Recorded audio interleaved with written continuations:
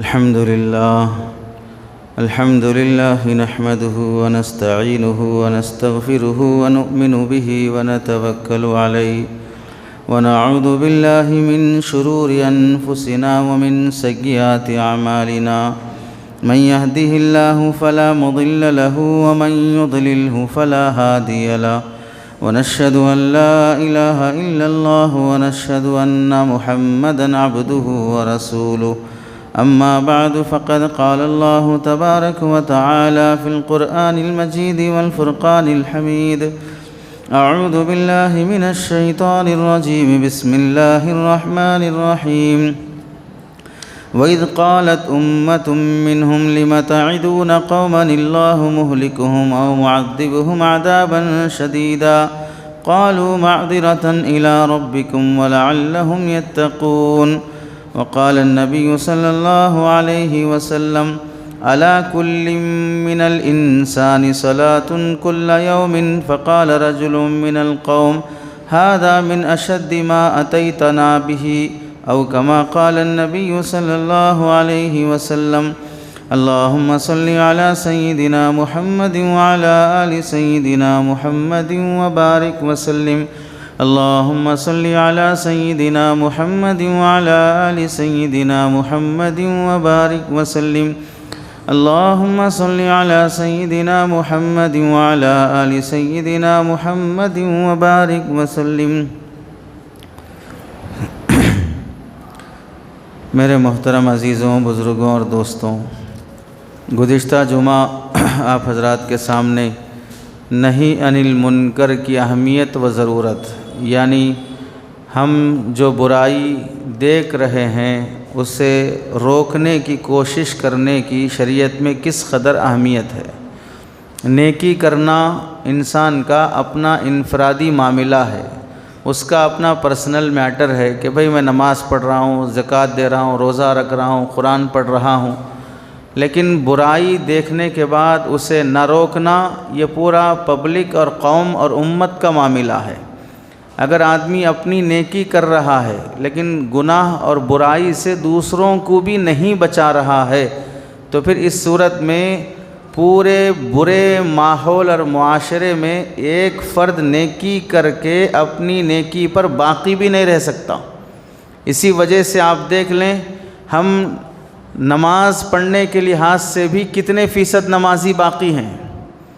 پوری امت مسلمہ میں نماز تو فرض ہے، رکن ہے، لیکن فیصد کے لحاظ سے دیکھ لیں کہ نماز پڑھنے والے لوگ کتنے فیصد ہیں۔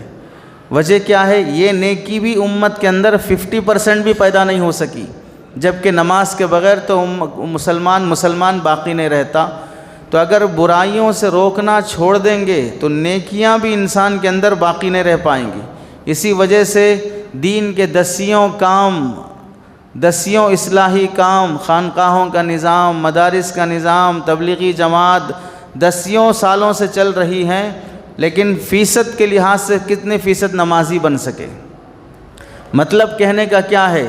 مطلب یہ نہیں ہے کہ بھئی یہ جتنی بھی جماعتیں اور دینی شعبے تنظیمیں ہیں یہ صحیح کام نہیں کر رہی ہیں، بلکہ کہنے کا مطلب یہ ہے کہ جہاں اچھائیوں کا حکم دیا جانا مستقل ایک ذمہ داری ہے، وہیں پر برائی کو دیکھنے کے بعد برائی سے روکنا یہ بھی ایک بڑا اہم فریضہ ہے۔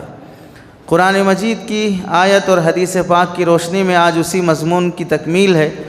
قرآن مجید میں اللہ رب العزت ایک موقع سے فرماتے ہیں وَإِذْ قَالَتْ أُمَّةٌ مِّنْهُمْ لِمَ تَعِدُونَ قَوْمًا اللَّهُ مُهْلِكُهُمْ أَوْ مُعَذِّبُهُمْ عَذَابًا شَدِيدًا۔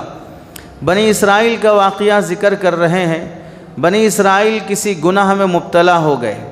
مثلا بنی اسرائیل کو اللہ تعالیٰ نے منع کیا تھا کہ ہفتے کے دن مچھلیاں مت پکڑو، تو اللہ کی طرف سے یہ منع کردہ چیز تھی۔ جیسے ہمارے لیے شراب پینا منع ہے، زنا منع ہے، سود منع ہے، یہ جتنے بھی منع کیے ہوئے کام ہیں یہ شریعت کی روشنی میں حرام، ناجائز، منکر کہلاتے ہیں، برا کام کہلاتے ہیں۔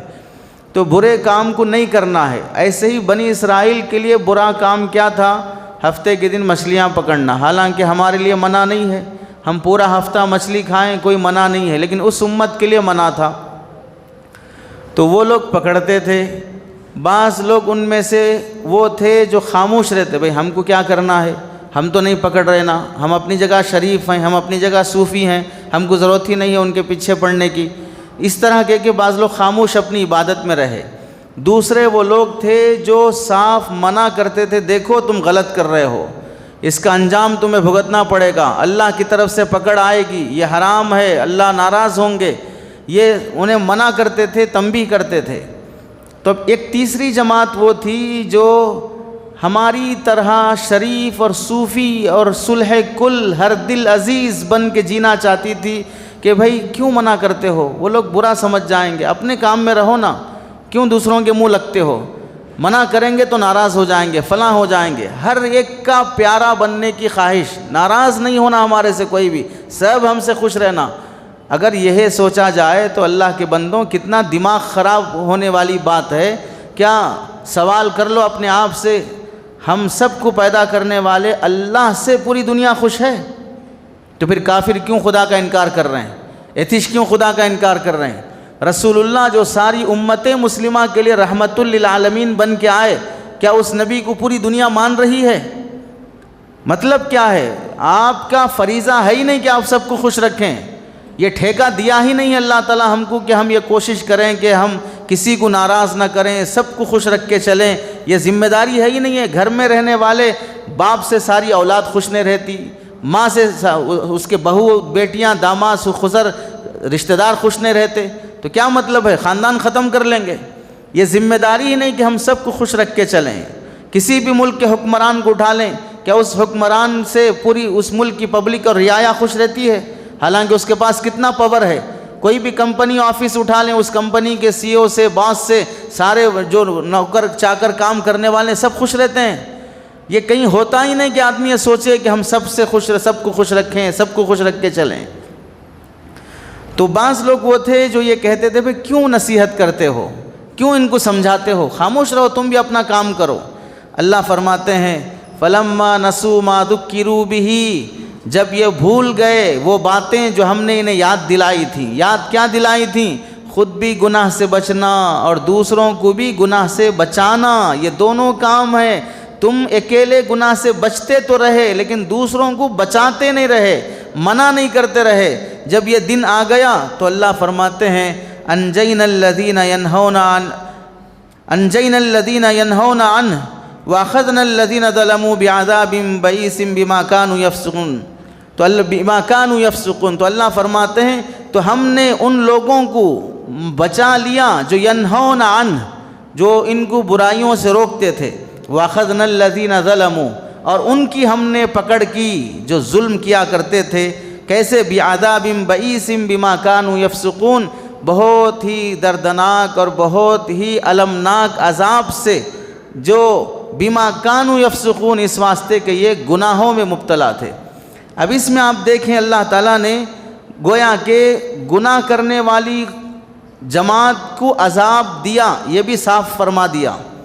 گناہوں سے بچانے والی جو جماعت تھی، برائی سے روکنے والی جو جماعت تھی، اس کے بارے میں بھی فرمایا کہ ہم نے ان کو عذاب سے بچا لیا.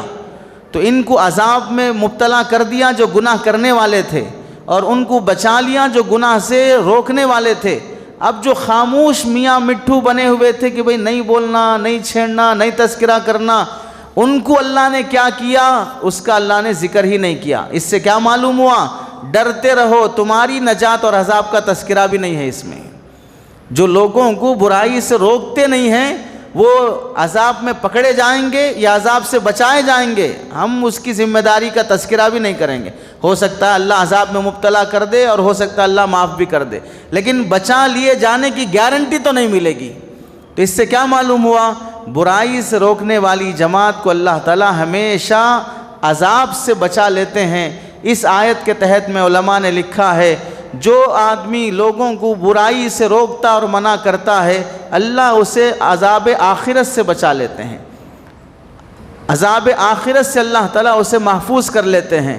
تو اس سے فائدہ معلوم ہوا دوسرے لوگوں کو برائی سے بچانے سے ہمیں اللہ تعالیٰ عذاب نہیں دیں گے. خاموش رہنے پر ہو سکتا ہے اللہ تعالیٰ ہمیں عذاب دیں. تو اس لیے دوسروں کو گناہ کرتے ہوئے دیکھ کر خاموش رہنا یہ کوئی نیکی نہیں ہے، یہ ایک طرح کا گناہ ہے جس میں مبتلا ہیں ہم لوگ۔ قرآن مجید کے بعد جو آیات ہیں جو احادیث ہیں جس میں نبی علیہ السلام نے نہیں عن المنکر، برائی سے روکنے کی جو وعید اور تاکید فرمائی ہے، حدیث نمبر 1، گزشتہ حضرات کو کئی احادیث سنائی گئی تھیں، تقریباً 10-11 حدیثیں سنائی گئیں۔ آپ علیہ السلام فرماتے ہیں علی کل من الانسان صلاۃ کل یوم، ہر انسان پر ضروری ہے کہ جو آپ علیہ السلام کے دین پر ایمان لایا ہے، دین مبین میں سخت ترین حکم ہے صلاۃ کل یوم، تو ہر انسان کے لیے ضروری ہے کہ اپنے جتنے اعضاء اور پارٹس ہیں جسم میں، اس ہر پارٹ کے بدلے میں نماز پڑھنے کا اہتمام کرے۔ تو صحابہ نے پوچھا رسول اللہ انسان کے جسم میں کتنے اعضاء ہیں؟ پہلے 5 نمازیں ہیں جو امت ڈھنگ سے نہیں پڑھ پا رہی ہے، اب جتنے پارٹس ہیں 100 ہیں 200 ہیں 300 ہیں، کتنے اعضاء ہیں ڈاکٹروں سے پوچھ لیں، ہر پارٹ کے بدلے میں انسان نماز پڑھنا ہے۔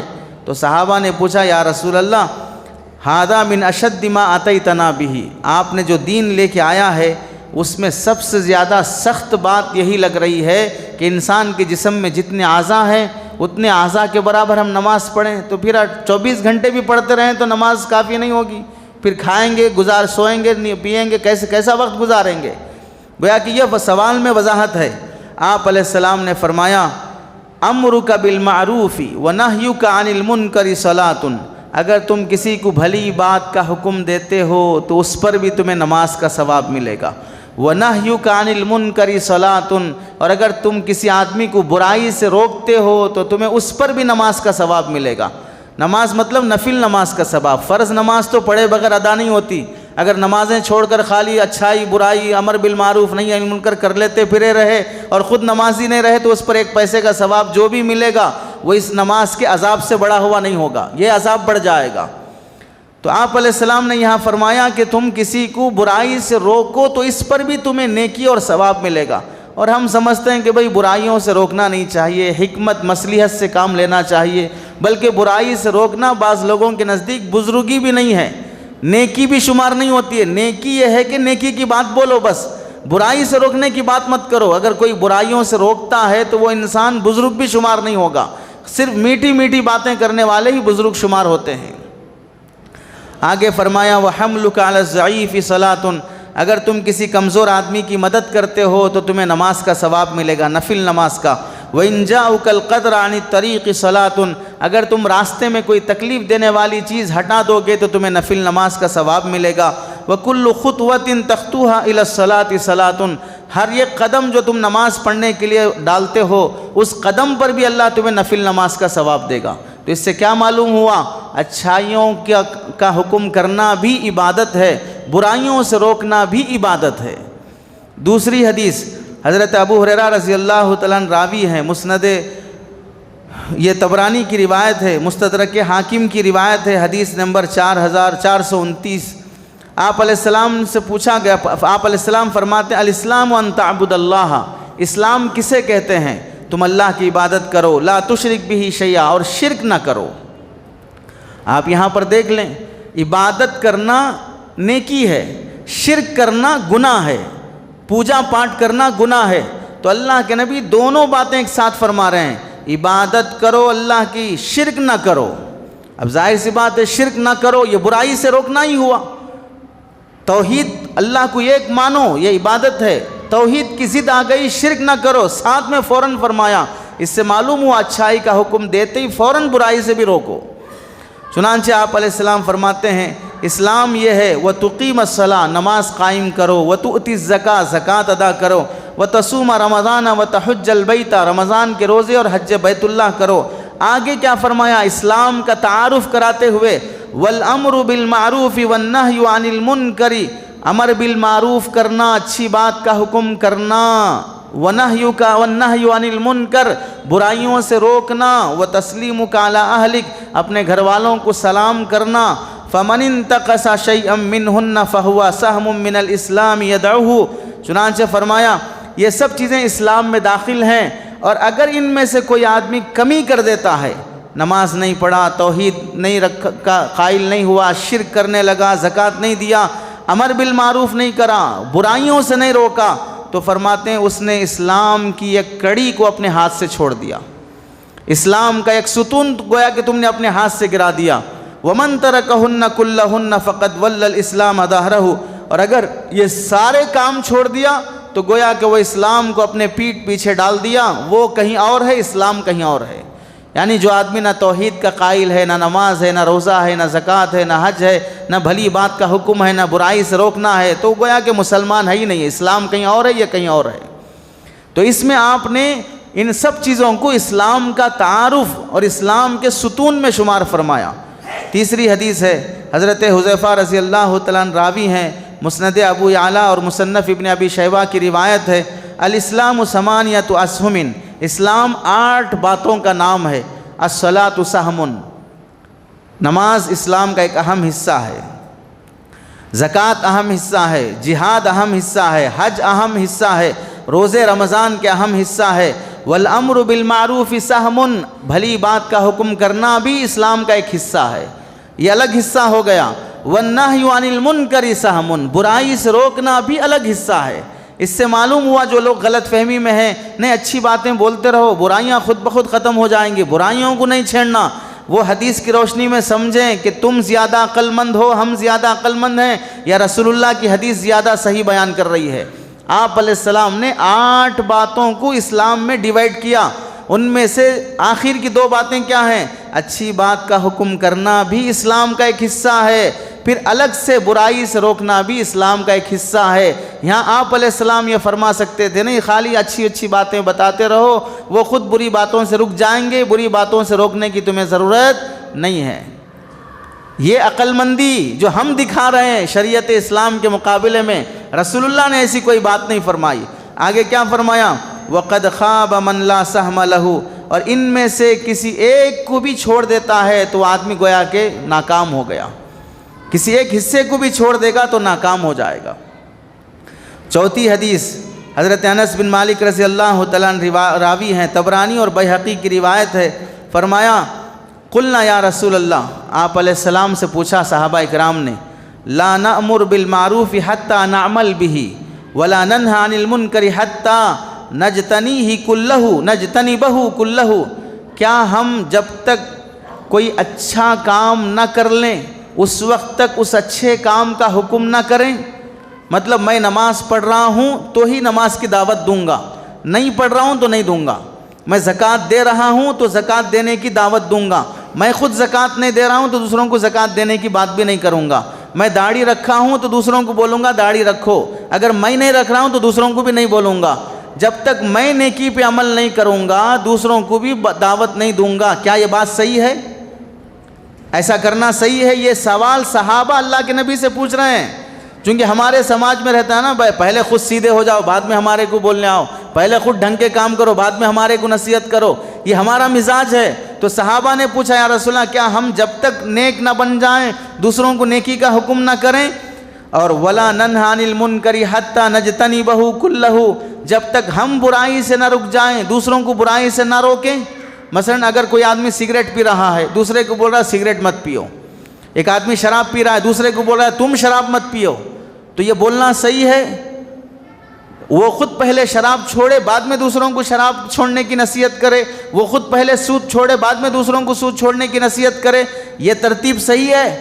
تو آپ علیہ السلام نے فرمایا بل نہیں، ایسا نہیں ہے اصول، مرو بالمعروف وان لم تعملوا به کلہ، اگرچہ کہ تم پورے اچھائیوں پر عمل نہ کرتے ہو لیکن پھر بھی اچھائی کی دعوت دیتے رہو۔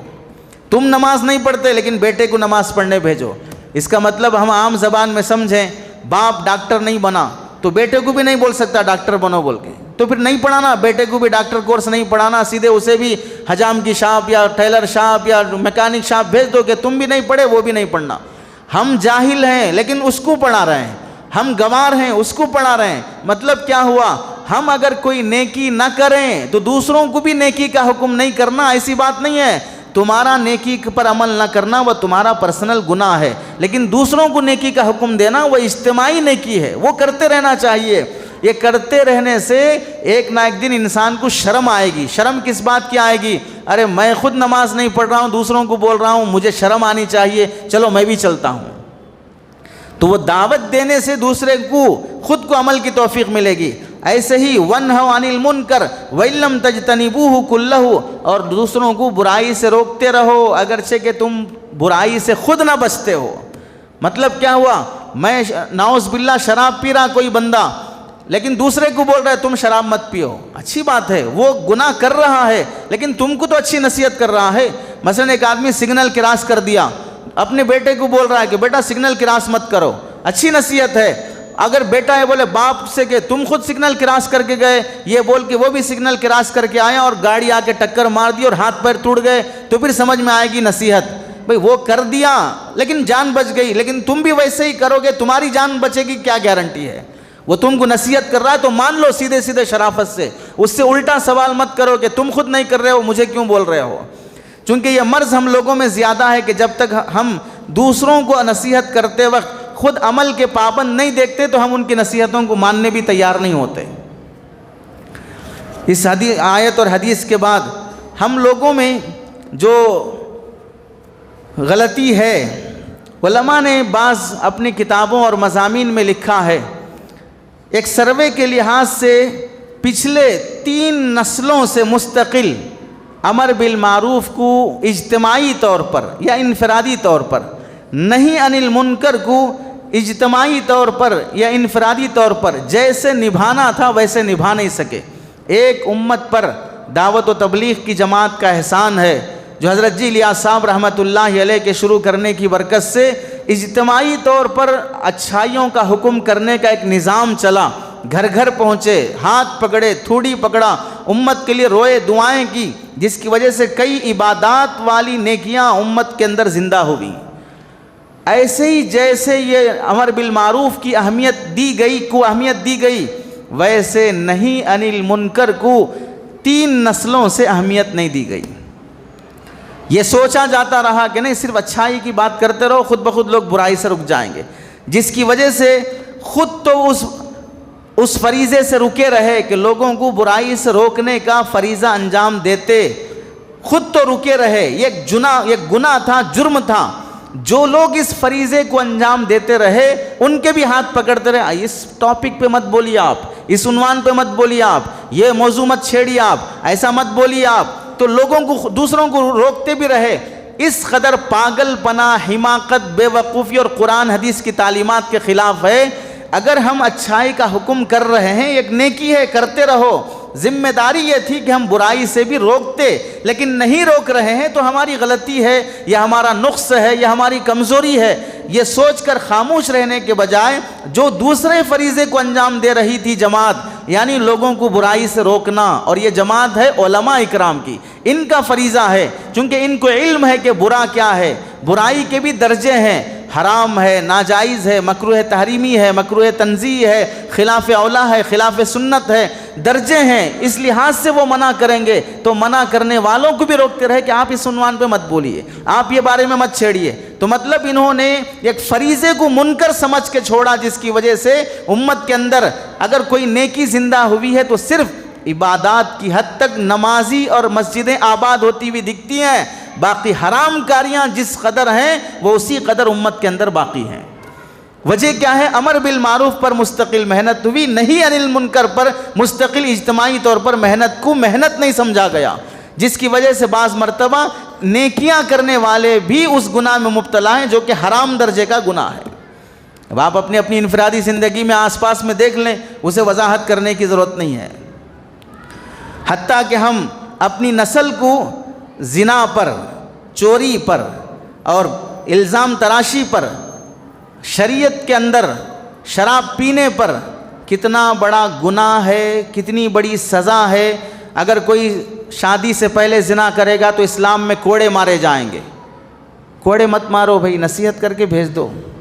اسلام کے اندر ہے نا، وہ اسلام کا حکم رکھو، بعد میں دیکھیں گے. الزام تراشی، کسی پر بہتان لگایا، جھوٹا الزام لگایا، شریعت میں ہے کہ الزام ثابت نہیں کر سکا، 80 کوڑے مارو. نہیں، کوڑے مت مارو بھائی، نصیحت کر کے بھیج دو.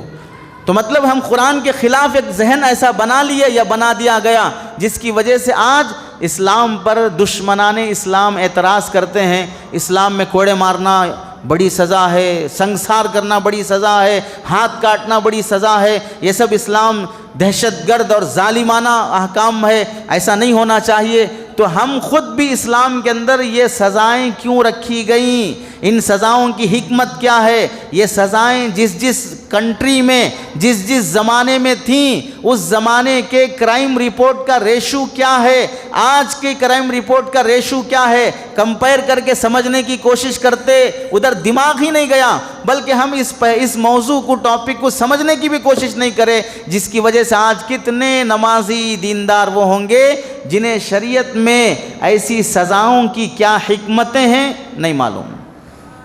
انہیں بھی کوئی کنفیوز کر دے کہ اگر کوئی آدمی چوری کر لے، 1000 روپے کسی کے چرا لے، شریعت یہ بولتی ہے اس کے ہاتھ کاٹ دو۔ مثلا اگر کوئی 5000 چرا لے تو اس کا ایک ہاتھ کاٹ دو۔ بھئی 5000 چرانے پر ہاتھ کٹ جائے گا تو پھر دوبارہ وہ ہاتھ 10,000 بھی خرچ کر کے لگا سکتے ہیں، 1 لاکھ خرچ کر کے بھی لگا سکتے ہیں۔ تو اگر کوئی ڈاؤٹ کر رہا ہے کہ بھئی اتنی بڑی سزا، تو یہ حکم کیوں ہے اسلام کے اندر، سمجھنے کی آج تک کس مسلمان نے کوشش کی؟ اس وجہ سے کوشش نہیں کی کہ بھئی برائیوں کو مت چھیڑو، اس کا تذکرہ مت کرو، خالی اچھائیوں کا حکم کرتے رہو، ایسا ماحول بناؤ کہ چوری ہی نہیں ہونا۔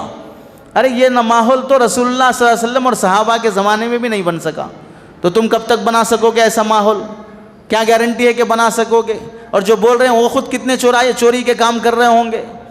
تو جو شریعت نظام بتاتی ہے وہ نظام کو سمجھنے کے لیے تیار نہیں ہوئے، تو دیندار طبقہ بھی اسلام کو جیسا سمجھنا ہے ویسا نہیں سمجھ سکا۔ نہیں عن المنکر کے سلسلے میں ہم یہ بھی یاد رکھیں کہ اگر اس کو ترک کر دیا جاتا ہے تو ہم اپنے گریبان میں جھانکیں کہ اس کو برائی سے روکنے کو امت کن وجوہات کی وجہ سے چھوڑ رہی ہے۔ علماء نے چند وجوہات لکھی ہیں۔ نمبر 1، غلط فہمی اور کم علمی۔ غلط فہمی کیا ہے؟ غلط فہمی یہ ہے کہ لوگوں نے یہ سمجھ لیا کہ بھلائی کا حکم کرنا ہی کافی ہے، برائی سے روکنے کی ضرورت نہیں ہے، بھلائی کا حکم کرتے رہو گے تو امت برائی سے خود بخود بچ جائے گی۔ یہ غلط فہمی بھی ہے، کم علمی بھی ہے، جہالت بھی ہے۔ اگر بات ویسی ہوتی کہ صرف بھلائیوں کا حکم کرتے رہو، برائیوں سے مت روکو، تو پھر اللہ اور اس کے رسول کی اتنی آیتیں، اتنی حدیثیں الگ الگ طریقے سے بھلائی کا بھی حکم کرو، برائی سے بھی روکو، الگ الگ طریقے سے بولنا بیکار تھا۔ پھر تو جتنی ہم کو عقل ہے رسول اللہ صلی اللہ علیہ وسلم اتنی دانش مندی سے بات نہیں فرمائی، نعوذ باللہ، گویا کہ ہم ایسا الزام رسول اللہ پہ دے رہے ہیں۔ یہ غلط فہمی ہماری کہ بھلائی کا حکم کرنا کافی ہے، برائی سے روکنے کی ضرورت نہیں ہے، جس کی وجہ سے امت نے برائیوں سے روکنے کے فریضے کو چھوڑ رکھا ہے۔ نمبر 2، امر بالمعروف، اچھی باتوں کا حکم کرنا آسان ہے اور نہیں عن المنکر مشکل ہے۔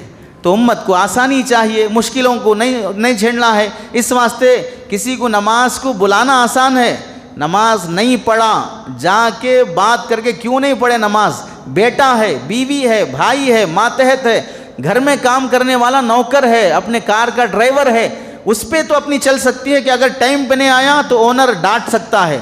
نماز نہیں پڑھا، نہیں ڈانٹ رہا ہے۔ معلوم کیا ہوا؟ برائیوں سے روکنے کی اس قدر غفلت رہی، اپنی اولاد بھی برا کام، حرام کام کرتی رہی تو بھی باپ روکنے تیار نہیں ہوا، ڈانٹنے تیار نہیں ہوا۔ نمبر 3، امر بالمعروف میں انسان کو عزت ملتی ہے، نہیں عن المنکر میں انسان پر طعنے اور الزام آتے ہیں۔ اچھی باتوں کا حکم کرو گے، ماشاءاللہ بہت اچھی بات بولتے، یہ قل هو اللہ پڑھو، یہ قرآن کا ثواب ملے گا، یہ درود شریف پڑھو اتنے ثواب ملے گا، یہ سورہ پڑھو اتنا ثواب ملے گا، یہ نفل نماز پڑھو اتنا ثواب میں، فضائل بہت بیان کرتے ہیں۔ اس واسطے وظیفے جپنے والوں کو عامل لوگ بہت پسند آتے ہیں، اور جہاں قدغن لگی، جہاں ضرب لگی کہ یہ حرام ہے اس سے رک جاؤ، یہ ناجائز اس سے رک جاؤ، نہیں، بہت ٹائٹ رہتا وہاں پر معاملہ۔ تو چونکہ اچھائیوں کا حکم کرنے والوں کو عزت ملتی ہے، برائیوں سے روکنے والوں کو وہ الزامات لگتے ہیں، تو لوگوں نے سوچا بھائی سیف سائڈ سے چلو، بس نہیں لگا لینا کسی کو، اس واسطے چھیڑو ہی مت وہ ٹاپک کو۔ ارے تم نہ چھیڑو تو مت چھیڑو، تم سیف سائڈ سے ہی چلو، لیکن جن علماء پر یہ ذمہ داری ہے وہ نبھا رہے ہیں، تو کم از کم خاموش تو بیٹھو، یہ بھی ایک اچھائی ہے تمہاری۔ ہماری یہ بھی ایک اچھائی ہے کہ ہم خاموش رہیں، منہ بند کر کے رہیں۔ برائیوں سے روکنے والی جو جماعت علماء کی ہے، ان پر کیوں الزام تراشیاں، ان پر کیوں بہتان تراشیاں امت کرنے لگی ہے؟ تیسری وجہ، چنانچہ آپ دیکھیں نہیں عن المنکر میں کس طرح کے الزام تراشیاں اور مشکلات پیش آتی ہیں، عدم تعاون۔ ایک مثال اس کی، اگر کوئی امام صاحب 5 سال سے کام کرتے ہوئے آ رہے ہوں، امامت کرتے ہوئے آ رہے ہوں، اور وہ نماز، روزہ، زکوٰۃ، حج، قرآن کی تلاوت، درود شریف کی فضیلت، صدقے کی فضیلت، ان سب باتوں پر بیان کرتے ہوئے آئیں، کسی ایک جمعہ انہوں نے جوڑا جہیز کے عنوان پر چھیڑ دیا، تو اگر سننے والوں میں سے وہ تھا جو ابھی تازہ جہیز لے کے آیا تھا، تازہ جوڑا لے کے آیا تھا، تو کیا بولے گا؟ آج امام صاحب میرے کوئی ٹارگٹ بنا کے بولے۔ 5 سال سے ابا حضور کو بول رہے تھے، بیانات جو بھی تھے، 5 سال سے جو بیانات ہو رہے تھے وہ بھی تمہاری خاطر تھے، لیکن وہ بیانات سن کر نیک نہیں بن سکا، جہاں برائی پر نکیر شروع کر دیا، مول صاحب مجھے ہی ٹارگٹ بنا رہے ہیں۔ اگر سود پر بیان کرنا شروع کر دیں، جو سود خور ہوگا وہ بولے گا آج میرے اوپر ہی ٹاپک چل رہی ہے۔ اگر کوئی زنا میں مبتلا اور شراب میں مبتلا ہے، وہ بیٹھے بیٹھے سوچے گا میرے کوئی ٹارگٹ بنا رہے ہیں۔ اب یہ سوچنے والوں میں کوئی کمیٹی کا ذمہ دار ہے یا محلے کا گنڈا ہے، تو وہ امام صاحب سے مخالفت کرتے ہوئے پہلے امام صاحب کو نکالو۔ تب مشکلات کس پر آئی؟ 5 سال سے فضائل کے بیانات پر نہیں آئے، ایک بار جہاں وہ منکر کو چھیڑا اور برا بیان کیا تو 5 سال کی تربیت کا اتنا بھی اثر نہیں ہوا۔ جس حرام کو حرام بولا جا رہا ہے اس حرام کو سننے بھی تیار نہیں ہے، چھوڑنا تو دور کی بات۔ تو آپ یہ بتائیں، مشکل منکر پر نکیر کرنے میں آتی ہے۔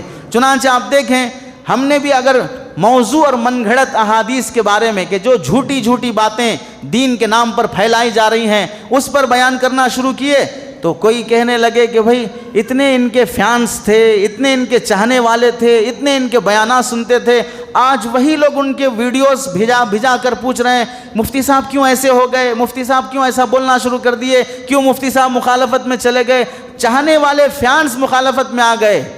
چاہنے والوں سے جنت مل جائے گی، نفرت کرنے والوں سے جہنم مل جائے گی۔ کوئی ٹھیکہ ٹھپا لگا رکھا ہے کسی نے کہ جس کے چاہنے والے زیادہ ہیں اس کو جنت ضروری، جس کے نہ چاہنے والے کم ہیں اس کے لیے جہنم ضروری ہے؟ اور چاہنے نہ چاہنے کا معیار کیا ہے؟ تمہارے فیور میں بولے تو چاہیں گے، نہیں بولیں گے تو نہیں چاہیں گے۔ یہ کون سا حق پرستی کی بات ہے؟ جھوٹ ہے، غلط ہے، چاہے تم چاہو نہ چاہو، لیکن معیار بنا لیا چاہنے والے زیادہ تھے اب فلاں ہو گئے۔ اس سے کیا ہونے والا ہے؟ نبی علیہ السلام نے دین کی دعوت کی تو خود قریش، خاندان قریش، آپ کے گھر والے، آپ کے خاندان والے مخالف ہو گئے، تو پھر آپ علیہ السلام کو نصیحت کی جائے گی جا کے، نہیں آپ ایسا دعویٰ نہیں کرنا تھا، نعوذ باللہ، آپ کے رشتہ دار خود مخالف ہو گئے آپ کے، تو کس قدر بے وقوفی اور حماقت ہوگی یہ بات۔ تو چاہنے نہ چاہنے والوں پر، فین بننے والے، لائک کرنے نہ کرنے والوں پر حق کا مدار نہیں رہے گا۔ حق کیا ہے وہ قرآن حدیث کی روشنی میں طے ہوگا۔ اور چوتھی وجہ، عدم قدرت و استطاعت۔ برائی سے روکنے کی ہر بندے کے اندر طاقت نہیں ہوتی ہے، بھلائی کی بات کر لے سکتے لیکن برائی سے روکنے کے لیے طاقت اور ہمت بھی چاہیے، وہ ہر بندے کے اندر نہیں ہے، اس واسطے نہیں کر سکا۔ 5ویں وجہ، نکیر کرنے والوں کی حوصلہ شکنی۔ اگر کوئی برائی سے روک رہا ہے تو آس پاس دیکھنے والے اس کا سپورٹ کرنے کے بجائے اس کی اور ہمت شکنی کرتے، بھئی کیوں بول رہے ہیں آپ اپنا کام کرو، آپ دیکھو اپنا۔ اگر محلے میں چند نوجوان رات کے 12 بجے کرکٹ کھیل رہے ہیں، آوازیں ہو رہی ہیں، گھر والوں کو ڈسٹرب ہو رہا ہے، ایک نوجوان آ کے منع کر رہا ہے یا بڑے میاں آ کے بول رہے ہیں رات کے 12 بجے گلی میں کرکٹ کھیلتے، کس کی اولاد ہے تم، جاؤ یہاں سے، سونے دو لوگوں کو۔ اگر کوئی آ کے روکے گا تو دوسرا پڑوس بھائی آپ کے گھر میں آ کے کھیلے، آپ کی چھت کے اوپر کھیلے، گلی تمہارے باپ کی ہے، یہ الٹا اس پر۔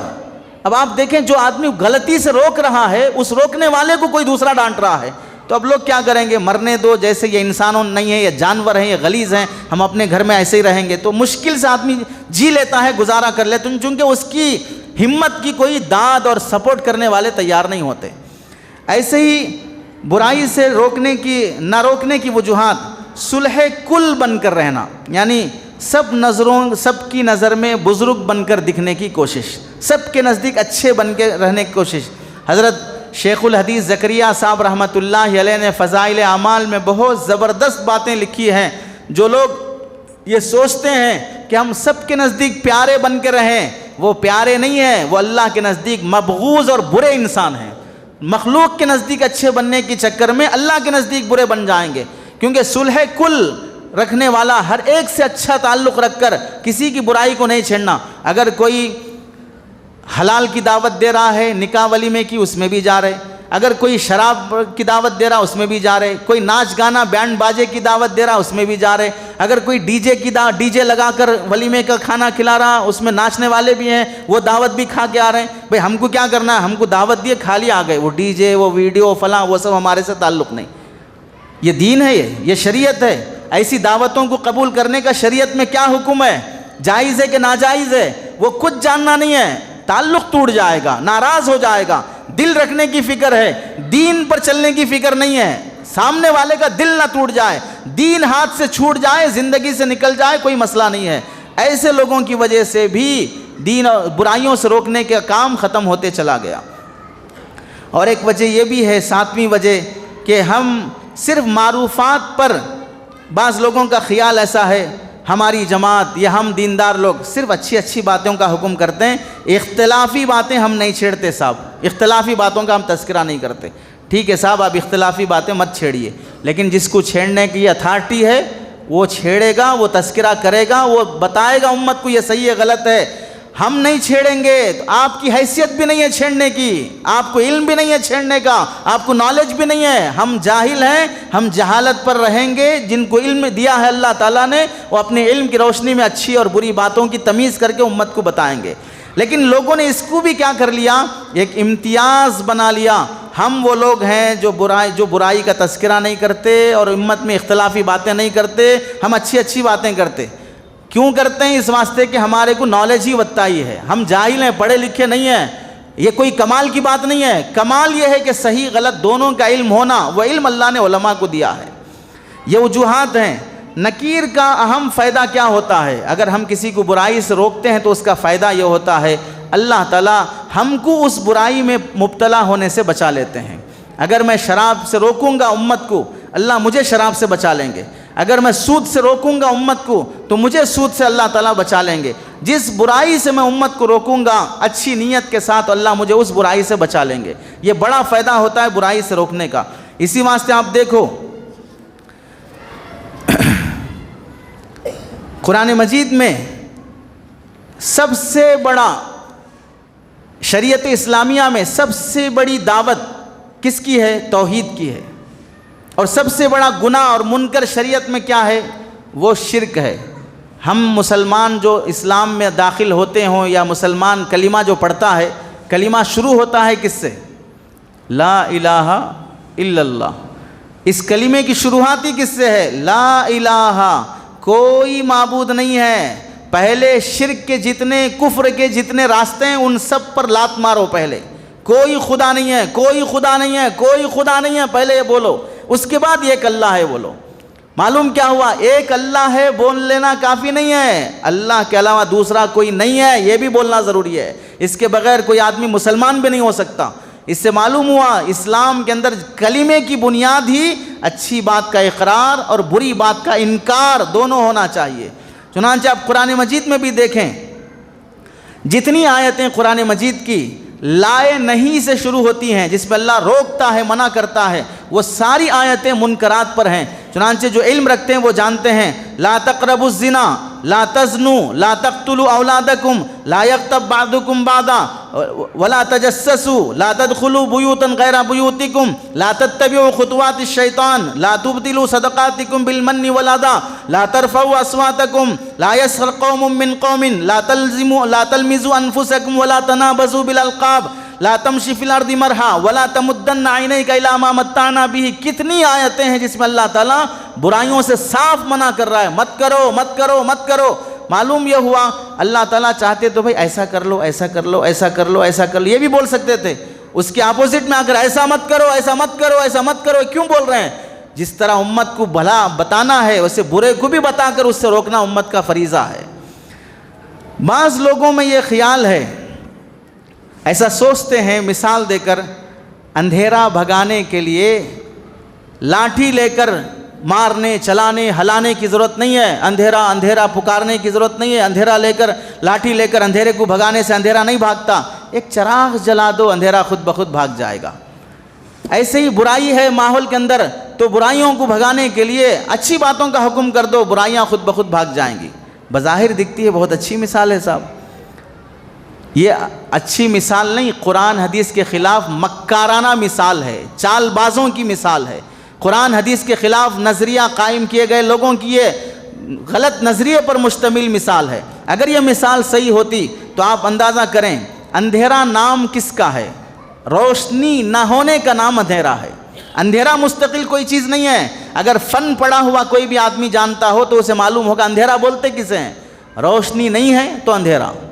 رات بولتے کسے ہیں؟ سورج نہیں ہے تو اندھیرا، بس دن چلا گیا تو رات ہو گئی۔ اندھیرا مستقل کوئی چیز نہیں ہے، لیکن نیکی الگ کام ہے، برائی الگ کام ہے، یہ دونوں الگ الگ چیزیں ہیں۔ روشنی اور اندھیرا دونوں ایک ہی چیز ہے۔ روشنی کہتے ہیں اندھیرا نہ ہونے کو، اندھیرا کہتے ہیں روشنی نہ ہونے کو، بس اتنی بات ہے۔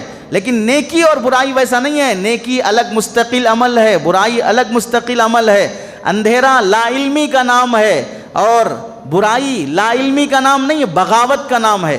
بغاوت، اندھیرا چراغ جلانے سے چلا جائے گا لیکن بغاوت چراغ جلانے سے نہیں جائے گی۔ اسے ہم مثال سے سمجھیں، مثلا گھر میں اندھیرا ہے، کوئی آدمی آ کر چراغ جلایا، چراغ جلانے سے گھر کا اندھیرا تو چلا گیا، لیکن اندھیرے میں گھر میں چور گھس آیا تھا، اب وہ چور چراغ جلانے سے بھاگ جائے گا؟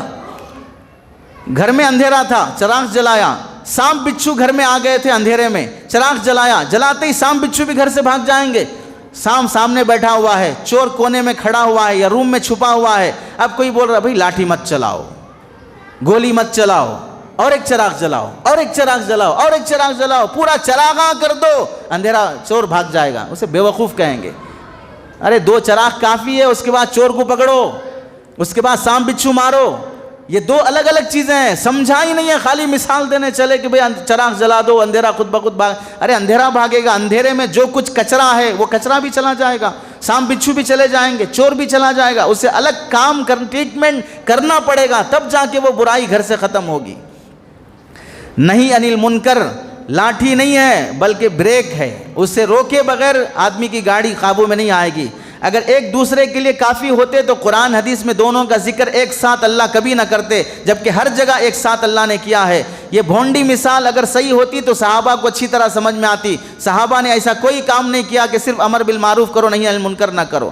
اور ایک بات یہ بھی ہم سمجھیں، قرآن مجید میں کسب حلال کی جہاں پر اہمیت ہے وہاں پر حرام کی مذمت بھی صاف طور سے آئی ہے۔ چنانچہ حدیثوں میں حلال کمائی کی فضیلت تو حرام کی نحوست بھی ہے، نکاح کی اہمیت ہے تو زنا کی مذمت اور برائی بھی ہے، سچ بولنے کی اہمیت ہے تو جھوٹ بولنے کی وعیدات بھی حدیث میں آئی ہیں، امانت کی اہمیت ہے تو خیانت کی وعید بھی آئی ہے، نماز پڑھنے کی اہمیت آئی ہے تو نماز چھوڑنے کا عذاب بھی آیا ہے، زکوٰۃ دینے کی اہمیت آئی تو زکوٰۃ نہ دینے کا عذاب بھی آیا ہے، حج کرنے کی اہمیت آئی ہے تو حج نہ کرنے کا عذاب بھی قرآن مجید میں احادیث میں اللہ نے ذکر کیا ہے۔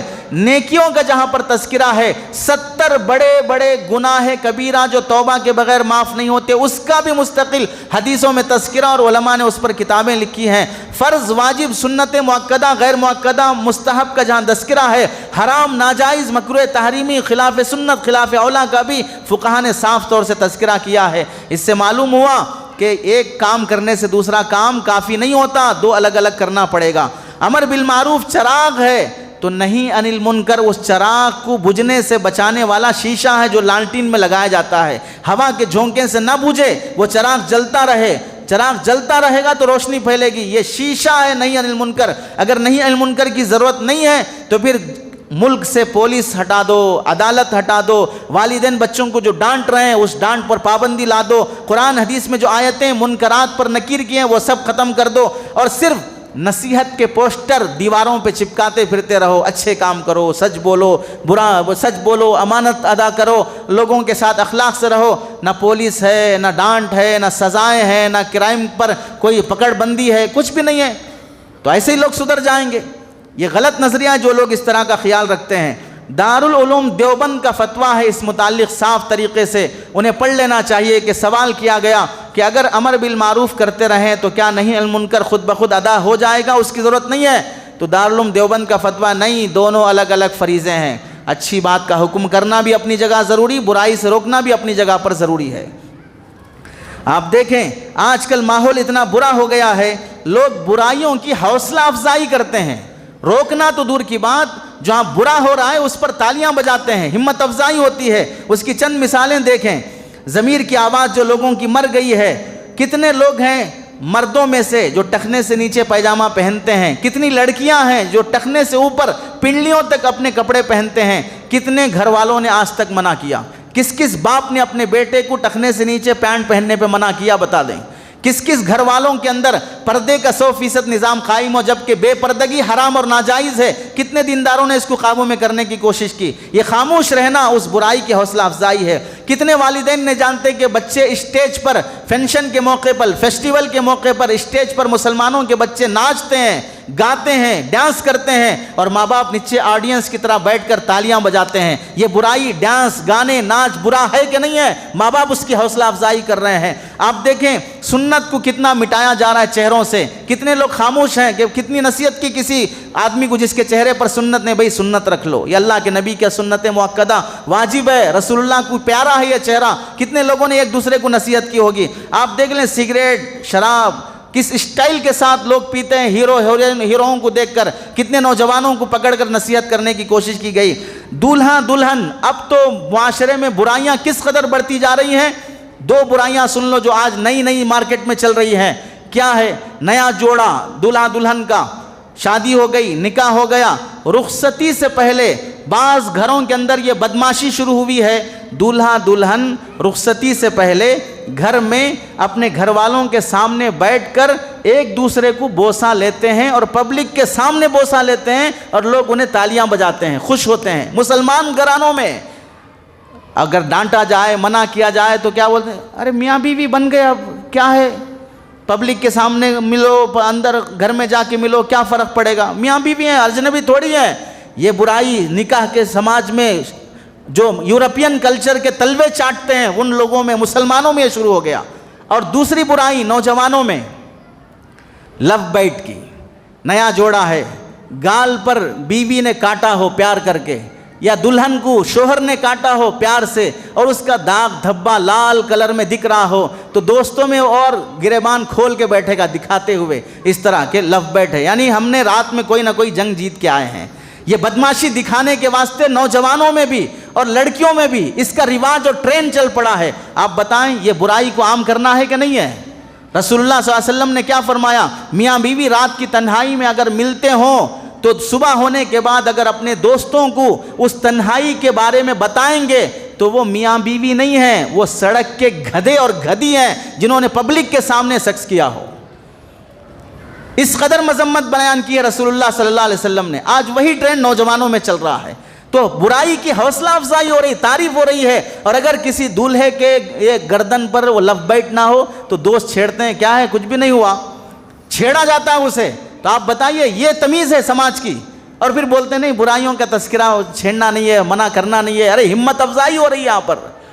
البتہ برائی سے روکنے کے آداب ہیں شریعت میں، علماء نے اس کے آداب لکھے ہیں، آداب کی رعایت سے برائی سے بیان کرنا چاہیے۔ کبھی کسی موقع سے انشاءاللہ نمبر وار آداب کا تذکرہ کر دیتے ہیں۔ لا یأمر بالمعروف وینہی عن المنکر الا من کان فقیہا فیما یأمر بہ وفقیہا فیما ینہی عنہ۔ اچھائی کا حکم کرنے کے لیے بھی علم دین ہونا چاہیے، برائی سے روکنے کے لیے بھی علم دین ہونا چاہیے، جاہلوں کو یہ کام کرنے کی ذمہ داری نہیں ہے۔ رفیقاً فیما یأمر بہ رفیقاً فیما ینہی عنہ، نرمی اختیار کرے اچھائی کا حکم کرنے میں بھی، برائی سے روکنے میں بھی۔ حلیماً فیما یأمر بہ حلیماً فیما ینہی عنہ، تحمل اور برداشت رہے، اگر سامنے والا الٹا جواب دے دے، گالی دے دے، برداشت کرے، غصے میں نہ آئے۔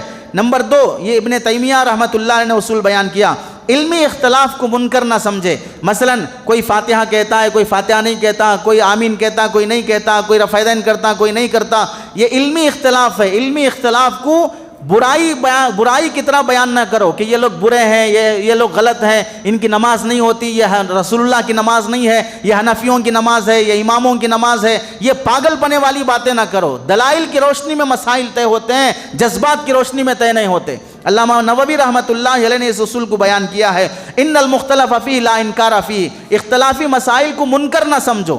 اور چنانچہ دلیل بیان کی، سفر میں صحابہ اکرام نبی علیہ السلام کے ساتھ ہیں، سفر میں روزہ رکھنا فرض نہیں ہے، لیکن بعض صحابہ روزہ رکھے بعض نہیں رکھے۔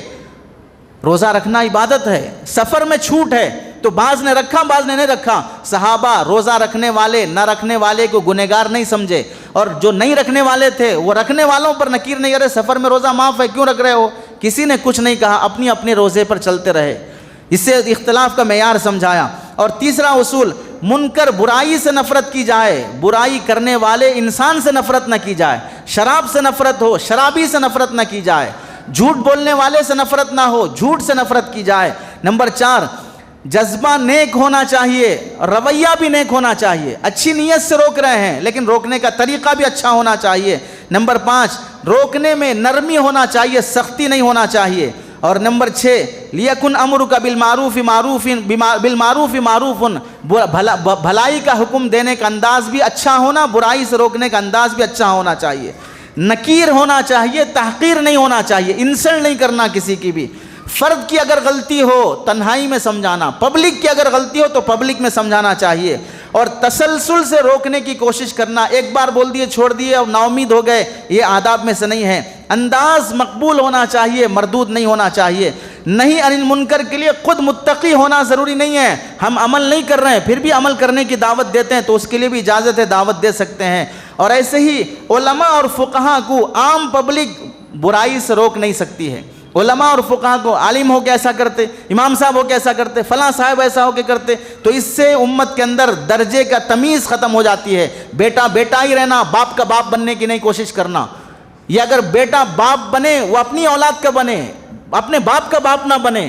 ایسے علماء کی قدر کا شریعت میں حکم ہے. چنانچہ فتاوی ہندیہ جلد نمبر 5 صفحہ نمبر 408 میں لکھا ہے، اگر عام پبلک علماء اور ائمہ کو کسی بات پر ٹوکے گی تو بے ادبی کا گناہ ہوگا. نمبر 2، کم علمی کی وجہ سے اچھائی کیا ہے برائی کیا ہے نہیں سمجھے، اپنے دماغ سے کسی کو اچھا سمجھ لیا بولنا شروع کر دیا، حالانکہ شریعت میں غلط ہے.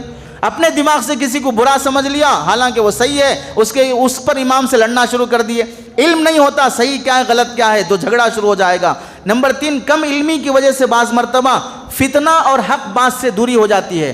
ہم دماغ میں بٹھا لیے یہی صحیح ہے، کوئی بولے میں نہیں مانوں گا، ہمارے فلاں صاحب نے یہی سکھایا، ہمارے امیر صاحب نے یہی سکھایا، ہمارے حضرت جی نے یہی سکھایا، ہمارے شیخ صاحب نے یہی سکھایا، یہ سوچ کر دماغ میں بٹھا لے گا اور عالم کی بات ماننے اور سننے تیار نہیں ہوگا.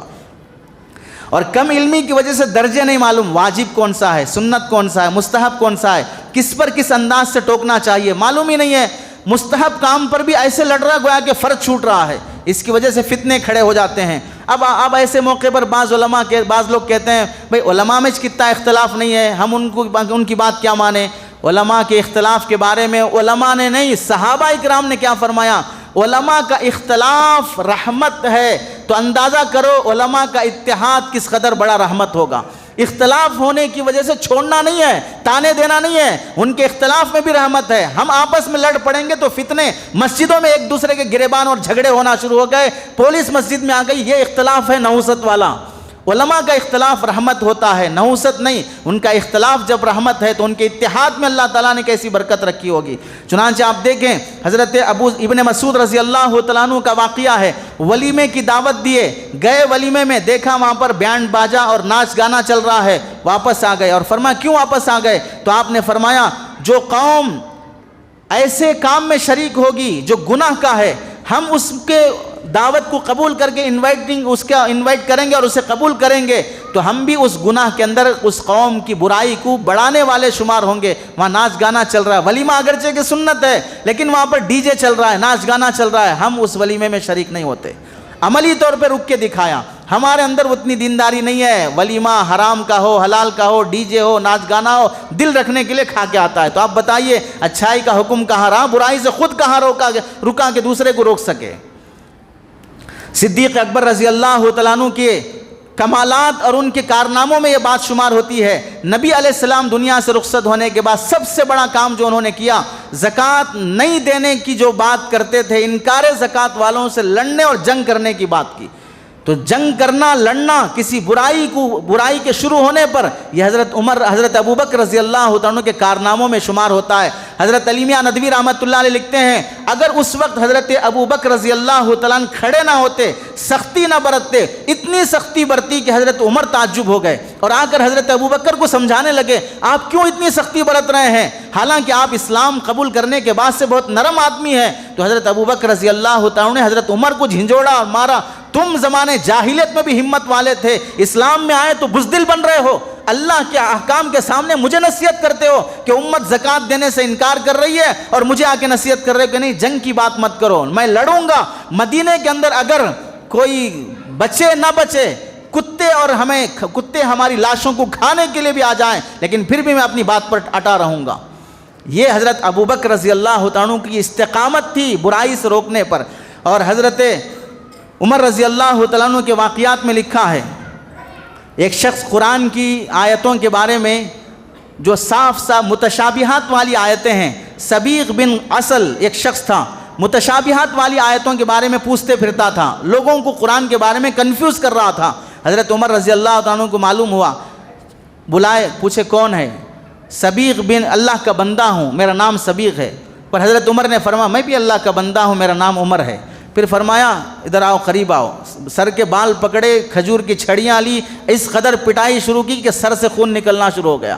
اور دوسرے صحابہ سے فرمایا لے جاؤ اس کو پوری پبلک کے بارے میں اعلان کر دو، اس سے کوئی بات نہیں کرنا، سلام نہیں کرنا، مصافحہ نہیں کرنا، تال میل نہیں رکھنا، جب تک کہ دماغ ٹھکانے پہ نہ آ جائے۔ قرآن کی آیتوں کے بارے میں جو متشابہات والی آیتیں، ڈاؤٹ والی آیتیں کہ اس کا مطلب کیا ہو سکتا ہے، اس کا مطلب کیا ہو سکتا، اس کے بارے میں گھس رہا ہے، اسے گھسنے کی اتھارٹی نہیں ہے، جب تک دماغ ٹھکانے پہ نہ آ جائے اس وقت تک کسی سے پبلک سے ملنے مت دو۔ ہفتہ 10 دن 1 مہینہ 2 مہینے گزر گئے، پھر آ کے معافی مانگا اور کہنے لگا دماغ ٹھکانے آ گیا، مجھے معاف کر دیں۔ پھر اعلان کیا کہ اب اسے مل سکتے ہیں، بات کر سکتے ہیں۔ برائی کو روکنے میں اس قدر سختی بھی برتا کرتے تھے صحابہ اکرام۔ آج قرآن کی منمانی تفسیر بیان کر دو، حدیث کی منمانی تفسیر بیان کر دو، اپنے پیچھے ایک مجمع چل رہا ہے، ایک بھیڑ جمع ہے، جو منہ کو آیا بولتے رہو اور پھر اس پر لیپا پوتی کا کام بھی دوسرے کرتے رہو کہ نہیں ہمارے بزرگ کے بولنے کا مطلب یہ تھا، ہمارے بلاں کا بولنے کا مطلب یہ تھا۔ ارے غلط ہے تو غلط بولا جائے تاکہ امت کو برائی سے، غلطی سے روکا جا سکے۔ حضرت عمر رضی اللہ تعالیٰ سکرات کا وقت ہے، برچھا پیٹ میں لگا ہے، خون نکل رہا ہے، منہ مبارک میں دودھ ڈالا جائے تو بھی وہ ناف کے راستے سے نکل رہا ہے۔ ایسی حالت میں بھی عیادت کے واسطے چند لوگ آئے تو ایک نوجوان کو دیکھا کہ اس کا پیجامہ ٹخنے سے نیچے ہے، نماز کے لیے بے ہوشی ہو جاتی ہے۔ اس حالت میں بھی حضرت عمر نے بلایا اور قریب بلا کر کہا یہ پیجامہ ٹخنے سے نیچے رکھنا سنت کے خلاف ہے، اوپر کرو اس کو۔ کس حالت میں نصیحت ہو رہی ہے؟ سکرات کی حالت میں نصیحت ہو رہی ہے۔ تو اگر برائی سے روکنا کوئی معمولی بات ہوتی، سکرات کی حالت میں چھوڑ دیتے، بھئی وہ دوسرے لوگ ہیں، وہ منع کر لیں گے، میں دیکھا میرا فریضہ، میں روک سکتا ہوں تو میں روک کے دکھاؤں گا۔ آپ دیکھیں بیعت رضوان کے موقع پر حجاج بن یوسف کے بارے میں لکھا، جب ابھی وہ حاکم اور گورنر نہیں بنا تھا، نماز پڑھنے کے لیے آیا مسجد میں، بازو حضرت سعید بن المسیب رحمۃ اللہ علیہ بھی نماز پڑھنے کے لیے کھڑے ہوئے۔ حجاج بن یوسف گورنر بننے سے پہلے نماز جب پڑھتا تھا، امام صاحب سے پہلے رکوع میں چلے جاتا، امام صاحب سے پہلے رکوع سے اٹھ جاتا، امام صاحب سے پہلے سجدے میں چلے جاتا۔ بعض کی بدتمیزی رہتی ہے یا آداب معلوم نہیں رہتے ہیں۔ تو حضرت سعید بن المسیب رحمۃ اللہ علیہ نے دیکھا تو اسے نماز ہونے کے بعد یہ ابھی سجدے میں، یہ ابھی قاعدے میں ہے یا ذکر میں ہے، معمولات پورے کر رہے ہیں۔ حجاج بن یوسف کا گریبان جو دامن ہے وہ پکڑ لیا، وہ اٹھ کے جانا چاہ رہے ہیں یا پکڑ کے کھینچ رہے ہیں، اپنی تسبیح پڑھ رہے ہیں۔ اپنی جو پوری تسبیح پڑھ لینے کے بعد حجاج بن یوسف کو بٹھایا اور کہنے لگے میرا من کر رہا تھا نماز جس انداز سے تم پڑھ رہے تھے تمہیں جوتے ماروں۔ یہ کون کہہ رہے ہیں؟ سعید بن المسیب، حجاج بن یوسف سے۔ ابھی وہ گورنر نہیں بنا، کیسی نماز پڑھ رہے ہو؟ امام سے پہلے بھاگ رہے ہو، امام کے پیچھے چلو، امام سے آگے مت بڑھو۔ یہ نصیحت ہو گئی۔ چند سال گزرنے کے بعد حجاج بن یوسف گورنر بنا، ظالم بادشاہ ہے۔ اب سعید بن المسیب کے پاس آیا اور آ کر کہنے لگا آپ ہی تھے نا وہ جو مجھے مرے کو بولے تھے جوتے ماروں گا؟ تو حضرت سعید بن المسیب نے ہاں میں ہی سعید بن المسیب ہوں جو تجھے کہا تھا کہ جوتے ماروں گا، تو نے جرم ویسا کیا تھا کہ نماز میں امام سے پہلے آگے جا رہا تھا۔ تو پھر حجاج بن یوسف پر ان کا روب ایسا پڑا، کہنے لگا آپ کا شکریہ ادا کرتا ہوں، آپ نے میری نماز صحیح کر دی۔ یہ ہے ظالم بھی ہے لیکن حق بات کو مان رہا ہے، ہم آج کے نمازی داڑھی کرتے پیجامے نماز کے گٹے سب ہیں، علماء کی بات ماننے تیار نہیں ہوتے ہیں، وہ ظالم ہو کر بھی حق بات تسلیم کرنے تیار ہے۔ ہاں آپ نے صحیح کہا، میری نماز درست ہو گئی، میرا عقیدہ درست ہو گیا، میری سوچ غلط تھی، میری سوچ درست ہو گئی۔ اسی وجہ سے ہم اس بات کو یاد رکھیں، شریعت کی روشنی میں جو دین ہمیں سمجھایا جاتا ہے اسے ہمیں ماننے کی کوشش کرنا چاہیے۔ ہمارے خاندان میں، گھر میں، پڑوس میں جو بھی برائی ہم دیکھتے ہوں، حتی الامکان اللہ سے دعا مانگ کے ان برائیوں سے اپنے آپ کو اور اپنے لوگوں کو بچانے کی کوشش کرنا چاہیے۔ اللہ سے دعا ہے کہ اللہ تعالی عمل کی توفیق نصیب فرمائے۔ آمین۔ وآخر دعوانا الحمدللہ رب العالمین۔